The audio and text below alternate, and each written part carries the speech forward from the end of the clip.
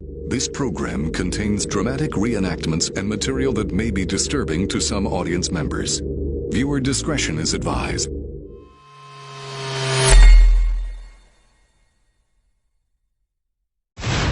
It's a horrifying hunting accident. A two-story fall from a tree stand.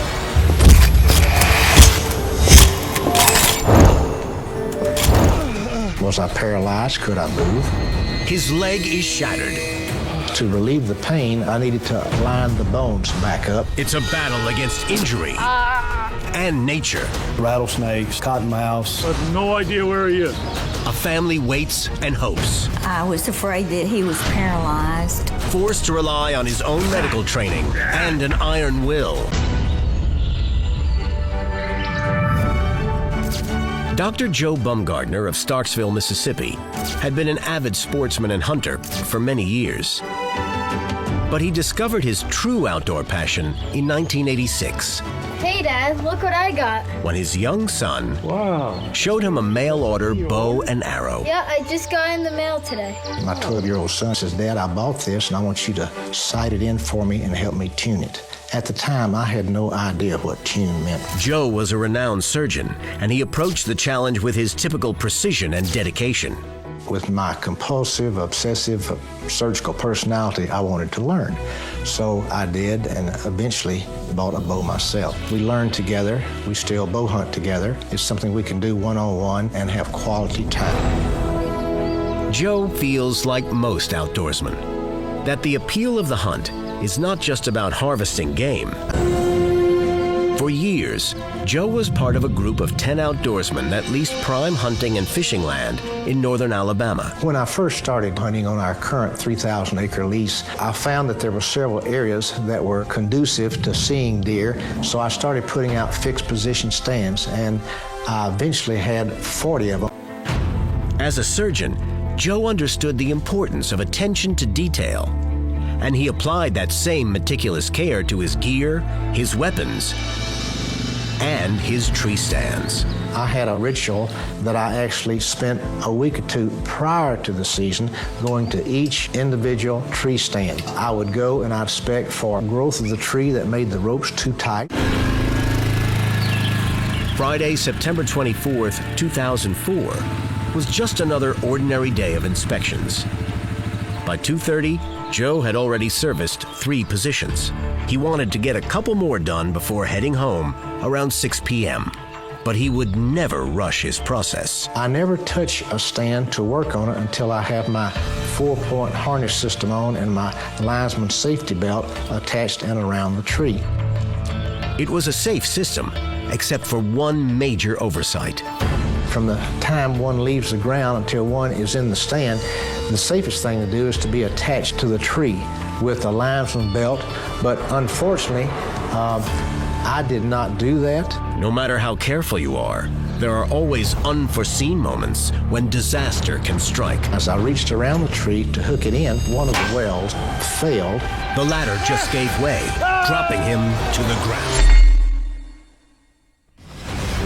Dr. Joe Bumgardner was repairing a tree stand 22 feet in the air when suddenly a spot weld on his ladder failed.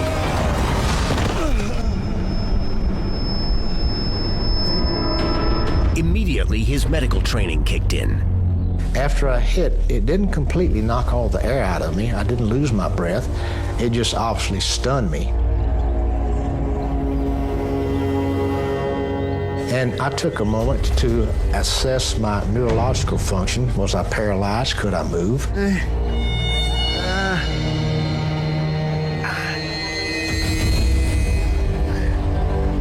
And sure enough, I could move my hands, I could move my fingers, I could move my head and neck. That was the good news.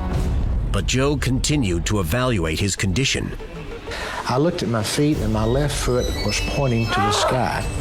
My right foot, however, was parallel to the ground, pointing at 90 degrees to my left foot. So I knew that I had a fracture somewhere.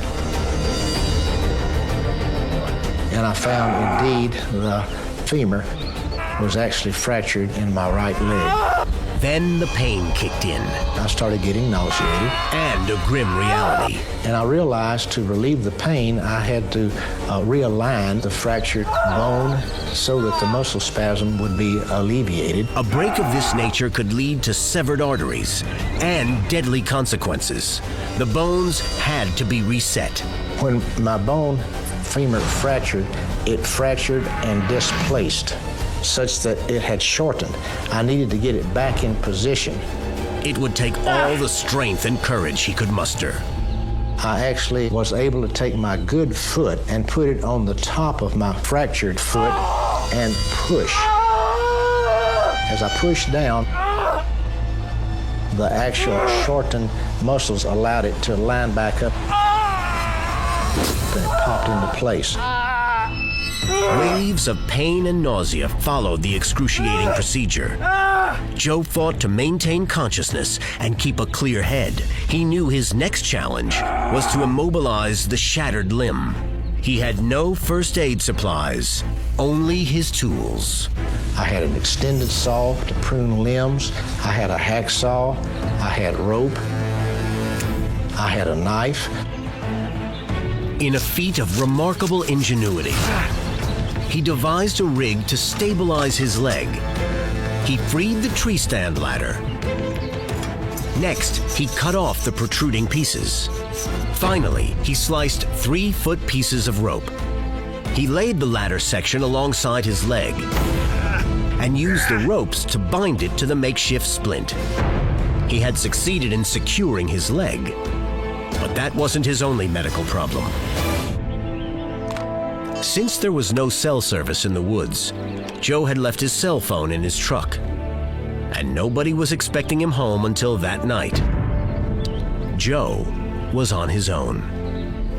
I then thought, well, I've got two options. I can either stay here and wait for a rescue effort, or I can actually see if I can make it back to my four-wheeler, which was only about 60 to 75 yards away. It seemed possible, even if it meant dragging his broken body across a minefield of fallen trees. I started pulling myself along on the ground, which I could do. When I got just a little bit from my point of impact, there was a large tree that was down that I could not get up and over.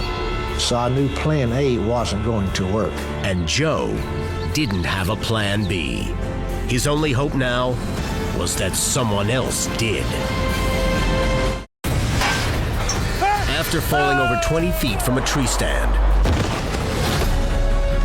Dr. Joe Bumgardner, keeping a clear head, used his medical knowledge to stabilize a badly injured leg. Next, he attempted to crawl to his ATV, which was more than half a football field away. When I got to a blocking tree that was down, I realized I could not return to my four-wheeler. So I actually crawled back by pulling myself on the ground back to the actual impact site to hopefully plan B, which would be a rescue effort, to locate me.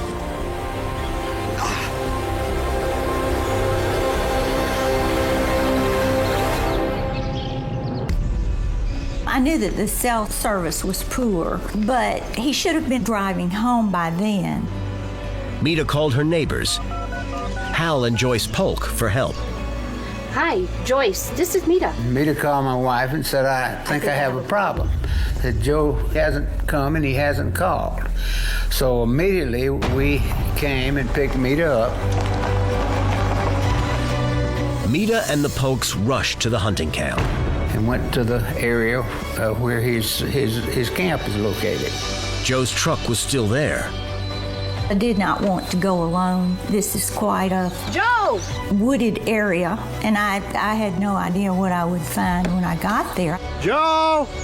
His cell phone's in there. Maybe we better call the sheriff. I think that's a good idea. I knew I would need someone to help me.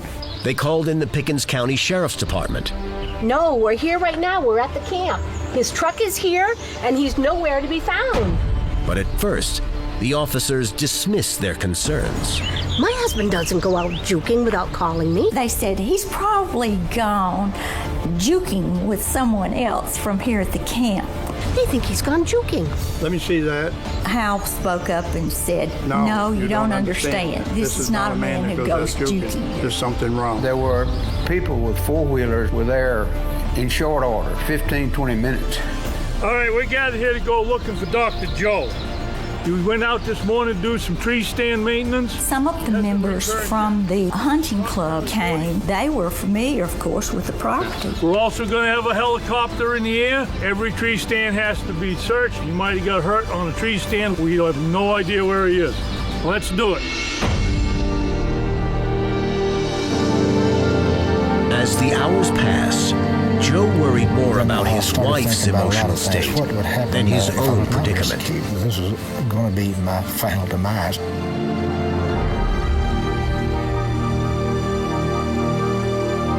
I had a good 62 years.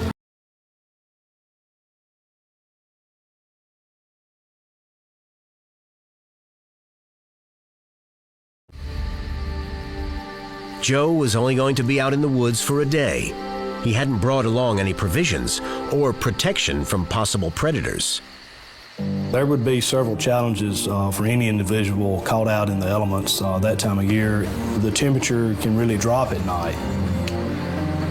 Bugs that may be biting. We have several venomous snakes, rattlesnakes, cottonmouths. As he sat on the ground and waited, Joe became the target of mosquitoes. His only defense was a surgical cloth he used as a sweat towel.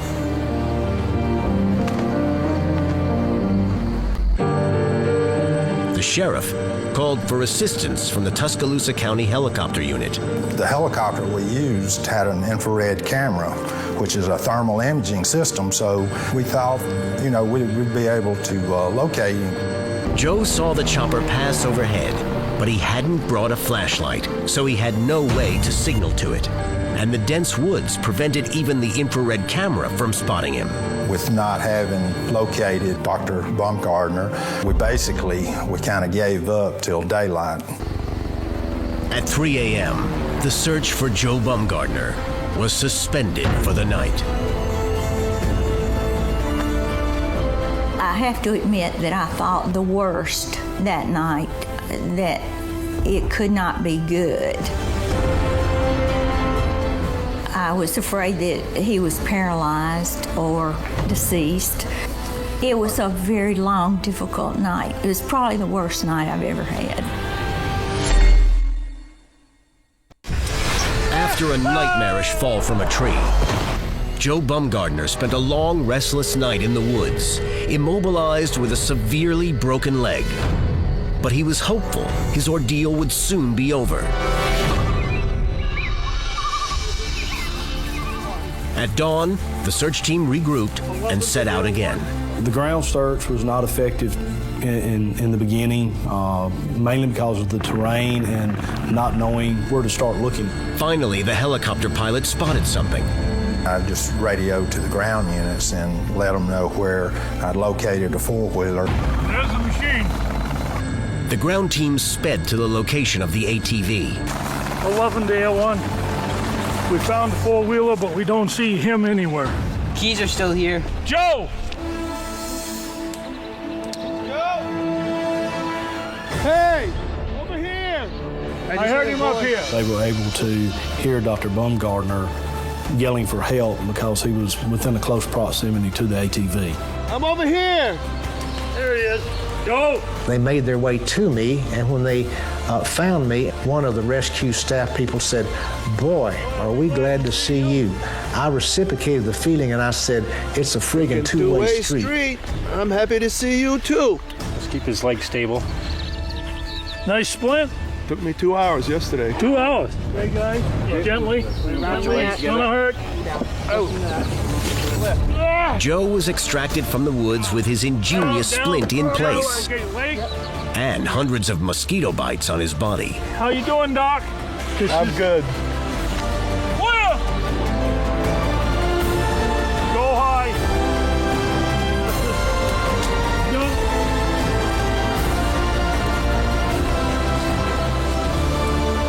He came out on the stretcher. Of course, I ran to him. Take just a minute. We're so glad to see you, Joe. I'm glad to see you too. He said he was glad to see me, and I was certainly glad to see him. We gotta get him to the ambulance. You can follow along. Joe was quickly transported to Baptist Memorial Hospital, Golden Triangle, in Columbus, Mississippi. So we took a look at your x-rays, and you're going to need an operation to fix that leg. Luckily, he didn't sustain any internal injuries. We're going to leave your field splint on until we get into the operating room so I can show the operating crew what a properly applied field splint looks like. The orthopedic surgeon was impressed with Joe's handiwork.